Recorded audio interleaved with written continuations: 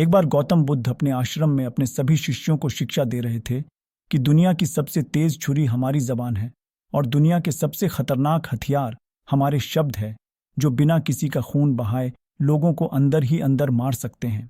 हमारे शब्द हमारी ताकत हो सकते हैं, लेकिन ये हमारी सबसे बड़ी कमजोरी भी हो सकते हैं अगर हमें नहीं पता कि कब, कहाँ और क्या और कितना बोलना है। यदि हम सही समय पर सही इरादे के साथ सही शब्दों का प्रयोग करते हैं तो ये हमें एक सफल व्यक्ति बनाता है। लेकिन अगर हम सही समय पर सही इरादे से सही शब्दों का इस्तेमाल नहीं करते तो ये हमारे जीवन को नर्क से बदतर बना सकता है। तो दोस्तों, आज की स्टोरी के माध्यम से मैं आपको बताने वाला हूं कि चुप रहकर कैसे हम अपने जीवन को बदल सकते हैं। आपको चुप रहने की शक्ति का एहसास इस वीडियो में होने वाला है। वीडियो शुरू करने से पहले कमेंट बॉक्स में नमो बुद्धाय लिखकर वीडियो को लाइक जरूर करें। तो चलिए शुरू करते हैं इस कहानी को। जापान में एक बहुत ही प्रसिद्ध बौद्ध भिक्षुक रहा करते थे। उनका नाम रिसाई था। रिसाई अकेले रहते थे। दुनिया के शोर शराबे से दूर जंगल में वो रहते थे और वह बड़े ही ध्यानी और प्रभु भक्त व्यक्ति थे, इसीलिए वह पूरे जापान में बहुत अधिक प्रसिद्ध थे। एक दिन एक राजकुमार रिसाई के पास आया और बोला, हे प्रिय भिक्षु, मैं हमेशा थका हुआ, निराश और परेशान महसूस करता हूँ। मेरा मन बहुत अशांत रहता है। हालांकि मेरे पास सब कुछ है, दौलत, शोहरत, सुख सुविधाएं, जो हर व्यक्ति चाहता है या पाने की इच्छा करता है, लेकिन फिर भी मेरे अंदर इतनी अशांति और चिंता क्यों है। रिसाई ने उसकी बात बहुत ही ध्यानपूर्वक सुनी और कुछ सोचने के बाद कहा, तुम इस प्रश्न का उत्तर जानते हो, बस तुमने कभी इस प्रश्न को हल करने की कोशिश नहीं की है। रिसाई ने आगे कहा, मैं एक रिसर्च करना चाहता हूं, क्या तुम मेरा साथ उसमें दोगे? इस रिसर्च के बाद तुम्हारे जीवन में किसी भी तरह की अशांति और चिंता नहीं रहेगी। ये बातें सुनकर राजकुमार बहुत हैरान था। उसने रिसाई से कहा, बताइए मुझे क्या करना होगा? अपने मन की शांति के लिए मैं कुछ भी करने को तैयार हूं। राजकुमार की इन्हीं बातों को सुनकर भिक्षु ने कहा, तो फिर आप अगले 15 दिन के लिए मेरे आश्रम में रहोगे और एक सामान्य व्यक्ति की तरह अपना जीवन व्यतीत करोगे। और इन 15 दिनों में तुम अकेले और चुपचाप रहोगे, जितना हो सके कम बोलोगे। राजकुमार उस भिक्षु की बातें सुनकर सहमत हो गया। पहले दिन राजकुमार को लगा कि उसका मन सामान्य से अधिक अशांत और विचलित है। उसके मन में तरह तरह के विचार आ रहे हैं और वह आम लोगों की तरह जीवन जीने में असहज महसूस कर रहा है। उसे अंदर से बोलने की इच्छा हो रही थी, लेकिन वह चुपचाप रहा। उसके मुंह से एक भी शब्द नहीं निकला, बस वह चुपचाप बैठा रहता। लेकिन रात होते होते उसे अंदर ही अंदर शांति का अनुभव होने लगा। उसके लिए यह अनुभव अजीब था। वह खुद से पूछ रहा था कि वह अंदर ही अंदर इतना खुश क्यों है और उसकी आंतरिक बेचैनी और चिंता कम क्यों होने लगी है। अगले दिन राजकुमार अकेला चुपचाप बैठा रहा और वह प्रकृति को निहार रहा। वह पौधों को, फूलों को, आकाश में उड़ रहे पक्षियों को। वह अपने जीवन में पहली बार यह अद्भुत दृश्य महसूस कर रहा था कि उसके पास कितनी सुंदरता है। वह दिन भर प्रकृति की सुंदरता को निहारता रहता और उसकी ताजगी को महसूस करता रहता। इसी तरह से 10 दिन बीत गए और उसके मन की सारी बेचैनी, सारी हलचल, सारी उथल पुथल और सारा तनाव गायब हो गया। 11वें दिन की सुबह राजकुमार फिर से एकांत में बैठ गया और कुछ ही मिनटों में उसकी आंखें अपने आप बंद हो गईं और वह गहरे ध्यान में चला गया। वह पूरे दिन वहीं पर आंखें बंद करके बैठा रहा और गहरे ध्यान में डूबा रहा। ना कोई शब्द, ना कोई चिंता। राजकुमार भीतर से असीम शांति और आनंद से भर गया। राजकुमार अपने बाकी के 4 दिन इसी तरह गहरे ध्यान में व्यतीत करने के बाद 15 दिन बाद रिसाई के सामने प्रस्तुत हुआ और रिसाई को प्रणाम करके बोला, प्रिय भिक्षु, मुझे उत्तर मिल गया कि मेरे मन में इतनी उथल पुथल और चिंता क्यों थी। मैं जान गया कि मेरा मन इतना अशांत और विचलित क्यों था। रिसाई मुस्कुराते हुए पूछा, बताओ क्या उत्तर मिला तुम्हें? राजकुमार ने कहा, मैं आवश्यकता से अधिक बातें करता था। मैं किसी पर भी अपने शब्द और ऊर्जा व्यर्थ करता था। मैं दिन भर अपने लोगों से फालतू की बातें करता रहता और फिर उन्हीं के बारे में अकेले में सोचता रहता और ज्यादातर समय नकारात्मक ही सोचता रहता। इस तरह मैं बस अपना समय बर्बाद कर रहा था।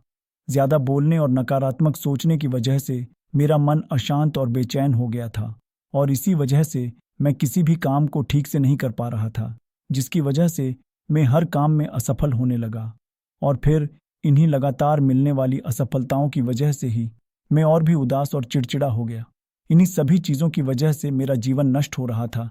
लेकिन यहाँ पर बिताए हुए 15 दिन मेरे लिए पूरी तरह से अलग थे। मुझे कुछ अलग ही एहसास यहाँ पर हो रहा था।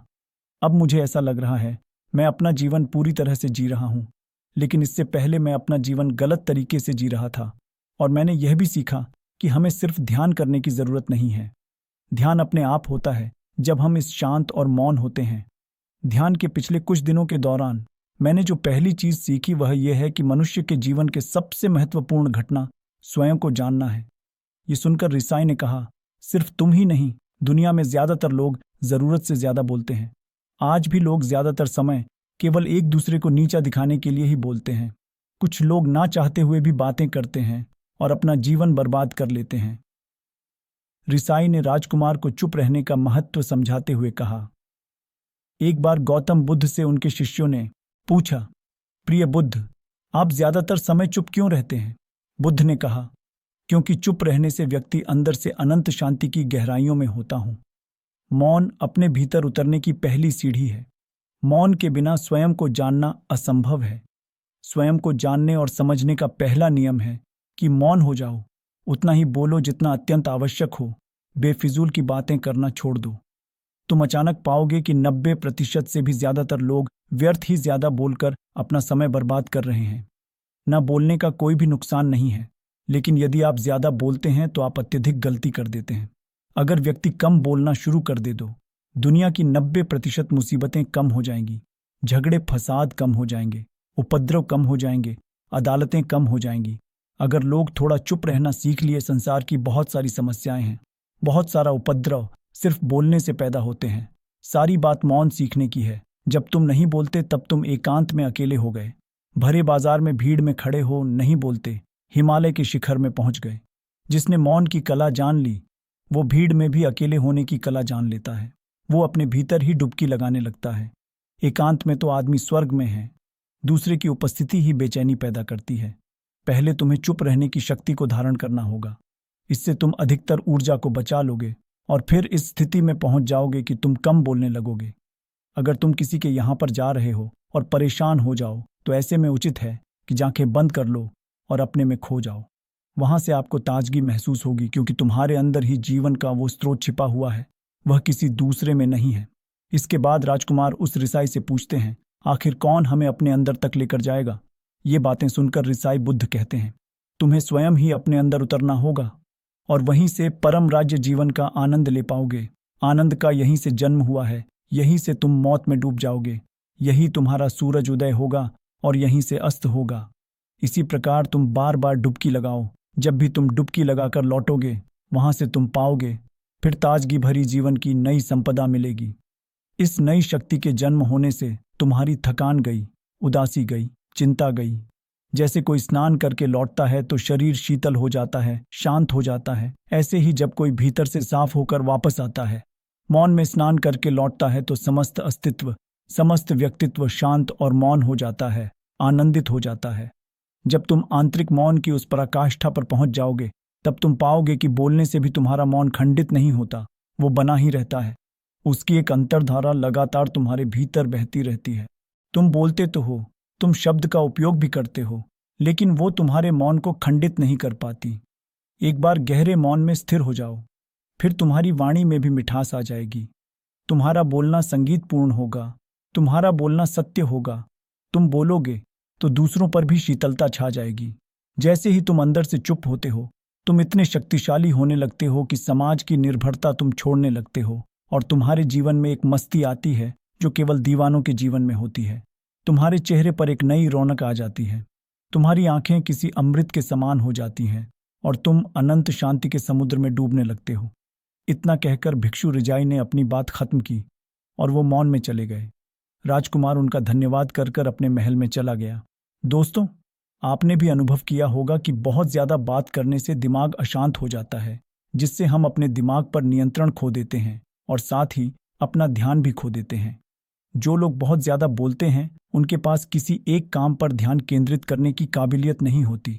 वो अपने किसी भी लक्ष्य पर पूरी तरह से केंद्रित नहीं कर पाते। अगर हमारा दिमाग एक जगह केंद्रित नहीं है, तो हम जीवन की सच्चाई नहीं समझ पाते और ना ही मनचाही सफलता कभी हासिल कर पाएंगे। इसके अलावा भी आपने देखा होगा कि जो लोग अधिक बोलते हैं, वो अक्सर लोगों के बीच हंसी का पात्र बन जाते हैं। और जो लोग कम बोलते हैं और अपनी बात पर कायम रहते हैं, उन्हें लोगों से सम्मान मिलता है। लोग उनकी बातों को सुनते हैं और उन पर भरोसा भी करते हैं।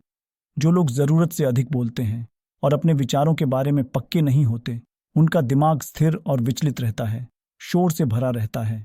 और एक अशांत दिमाग वाला व्यक्ति जीवन में किसी भी चीज़ में सफल नहीं हो पाता, क्योंकि वह किसी भी काम में फोकस नहीं कर पाता।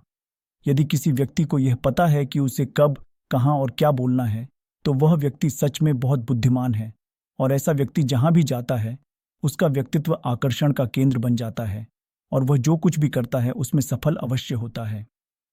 अगर हम किसी महान और सफल व्यक्ति के व्यक्तित्व को गहराई से देखें तो पाएंगे कि वो कम बोलते हैं और कम से कम शब्दों में अपनी बात खत्म कर देते हैं। वो बोलने से पहले वो चीज़ों और जिसके बारे में उसे बोलना है उनके बारे में गहराई से सोचते हैं। लेकिन जो लोग बहुत ज़्यादा बोलते हैं, बहुत बार वो झूठ भी बोलते हैं और अपनी बातों से दूसरों के मन और विचारों पर कचरा डालते रहते हैं। वह ज़्यादातर समय दूसरों की बुराई करते रहते हैं, इसीलिए उनके अपने भी उनसे नफरत करने लगते हैं और उनसे बचने की कोशिश करते हैं। हमारे भारतीय उपनिषदों में कहा गया है कि हमारे शब्द वास्तविक ब्रह्म शक्ति हैं। मौन से धैर्य आता है, धैर्य से ध्यान, और ध्यान से हम अपने जीवन के बारे में जागरूक हो जाते हैं। इसलिए अगर हम ज़्यादा बात करते हैं तो हम मौन को खो देते हैं, जो मन की शांति का पहला स्तंभ है। दोस्तों, आज से हम भी चुप रहने का अभ्यास अवश्य करेंगे।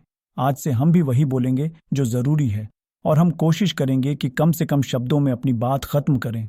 और हो सके तो कोशिश करेंगे कि रोज़ कम से कम 30 मिनट एकांत में चुपचाप बैठेंगे। और मुझे पूरा विश्वास है कि इससे हम सबके अंदर एक सकारात्मक बदलाव ज़रूर आएगा। इसी के साथ इस वीडियो को ख़त्म करते हैं। दोस्तों, उम्मीद करता हूँ आपको इस कहानी से एक अच्छी सीख मिली होगी। ये कहानी आपको कैसी लगी, हमें कमेंट बॉक्स में कमेंट करके ज़रूर बताएं। और साथ ही इस कहानी को अपने दोस्तों के साथ ज़रूर शेयर करें, ताकि उन्हें भी इस कहानी से कुछ सीखने को मिल सके। धन्यवाद।